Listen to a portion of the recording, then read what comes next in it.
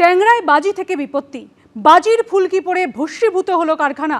প্রথমে আগুন লাগে প্লাস্টিকের কারখানায় এবং তারপর সেখান থেকেই আগুন ছড়িয়ে পড়ে রবার কারখানায়। ভস্মীভূত হয়ে যায় দুটি কারখানায়। খবর পেয়ে ঘটনাস্থলে আসে দমকলের 4টি ইঞ্জিন। 1.5 ঘন্টার চেষ্টায় নিয়ন্ত্রণে আসে আগুন।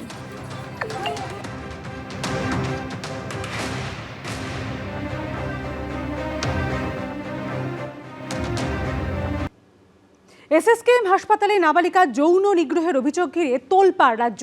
সরকারি হাসপাতালে এত বড় অভিযোগের পরেও কি নিরাপত্তার ছবিতে এতটুকু বদল এসেছে? এসএসকেএম এর নিরাপত্তা নিয়ে কি পদক্ষেপ নিয়েছে কর্তৃপক্ষ? সোমবার পরিস্থিতি খতিয়ে দেখতে হাসপাতালে পৌঁছল এবিপি আনন্দ। রাজ্যের 1 নম্বর সরকারি সুপার স্পেশালিটি হাসপাতাল সেই এসএসকেএম এ এক নাবালিকার যৌন নিগ্রহের অভিযোগ ঘিরে তোলপাড় পড়ে গেছে বিভিন্ন মহলে।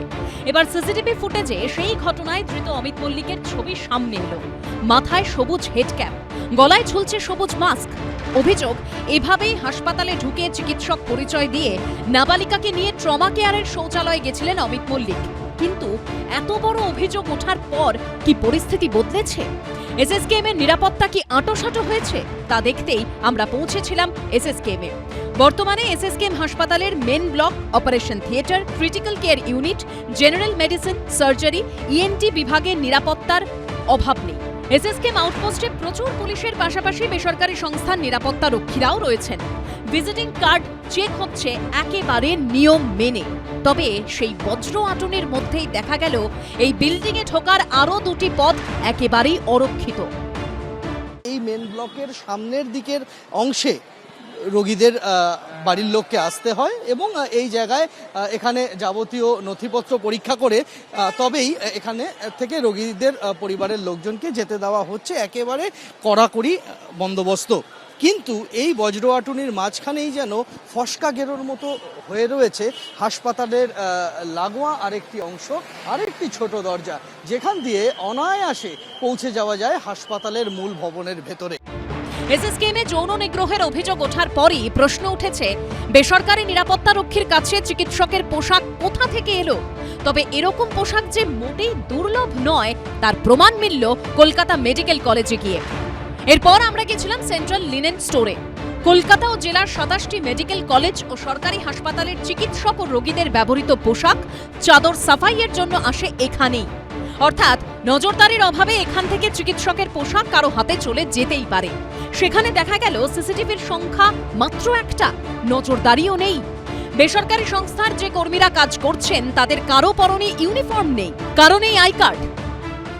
কলকাতা মেডিকেল কলেজ হাসপাতালের সেন্ট্রাল লিনেন স্টোরে এসে দেখা গেল আই কার্ড তো দূরস্থ, বহু লোক রয়েছেন যারা বিভিন্ন কাজকর্ম করছেন, কিন্তু তাদের ইউনিফর্মটুকু পর্যন্ত নেই। এসএসকেএম এ এত বড় ঘটনার পরও এ নিয়ে প্রশ্ন করতেই মিলল আজব সাফাই। आई कार्ड है आप लोगों के? हाँ, आई कार्ड हमको नहीं। आपको दिया नहीं आई कार्ड? कितने साल से काम कर रहे हैं? कहाँ नया है अभी, नया मतलब कितना दिन? हो गया 2 महीने।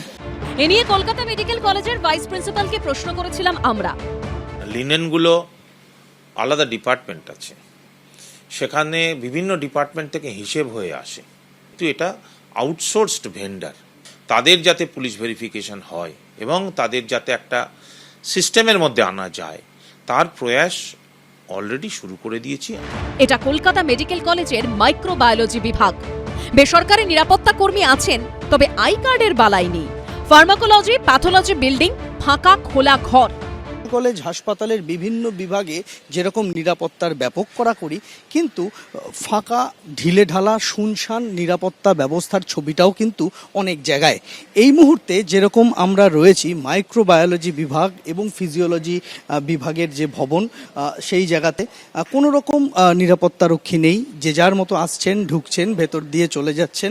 আমরা দেখতে পাচ্ছি যে এখানে হাসপাতালের ভেতরেই স্টুডেন্টদের যে প্র্যাকটিক্যাল রুম, অর্থাৎ ডাক্তারি পড়ুয়ারা যেখানে হাতে কলমে শিক্ষা নেন, ডাক্তারির পাঠ নেন, সেই জায়গা একেবারে অবারিত দ্বার, যে কেউ চলে যেতে পারে। মূলত এই ভবনে যারা নিরাপত্তার দায়িত্বে রয়েছেন তাদের দেখা পাওয়া যায়নি। কলকাতা মেডিকেল কলেজের গ্রিন বিল্ডিং এ ব্লাড ব্যাংক, স্ত্রীরোগ বিভাগের আউটডোর, সার্জারি থেকে plastic surgery, operation theatre, critical care unit সহ নানা ভবন রয়েছে এখানে। দিনের ব্যস্ত সময়েও দেখা নেই নিরাপত্তা রক্ষীর।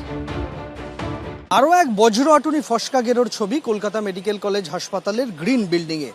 যে গ্রিন বিল্ডিংয়ে অসংখ্য বিভাগ রয়েছে, অসংখ্য বিভাগে স্ত্রী এবং পুরুষ রোগীরা চিকিৎসাধীন রয়েছেন, তার প্রবেশ পথ এই রকমই অবারিত দ্বার। নির্দ্বিধায় যে কেউ হাসপাতালের ভেতরে প্রবেশ করে আসতে পারেন। সব মিলিয়ে নিরাপত্তা নিয়ে প্রশ্নটা থেকেই যাচ্ছে। আরজিকর আন্দোলনের জেরে সরকারি মেডিকেল কলেজ ও হাসপাতালগুলিতে নিরাপত্তার স্বার্থে একগুচ্ছ পদক্ষেপের ঘোষণা করেছিল রাজ্য সরকার। আদেও কি তার কিছু পূরণ হয়েছে? কলকাতার পাশাপাশি জেলাতেও একাধিক মেডিকেল কলেজ ও হাসপাতালে খোঁজ নিল এবিপি আনন্দ। আরজিকর মেডিকেলে তরুণী চিকিৎসককে ধর্ষণ খুনের পরে প্রতিবাদে গর্জে উঠেছিল কলকাতা সহ গোটা রাজ্য। রাস্তায় নেমেছিলেন হাজার হাজার সাধারণ মানুষ। সেই সময় চাপে পড়ে একাধিক পদক্ষেপের ঘোষণা করেছিল রাজ্য সরকার, কিন্তু সেই সব প্রতিশ্রুতি কি আদৌ বাস্তবায়িত হয়েছে? আরজিকর মেডিকেল হাসপাতাল থেকে NRS medical college, Kolkata medical কলেজের পর এসএসকেএম হাসপাতালেও জুনিয়র ডাক্তারদের অনেকের গলাতেই শোনা গেছে অভিযোগের সুর।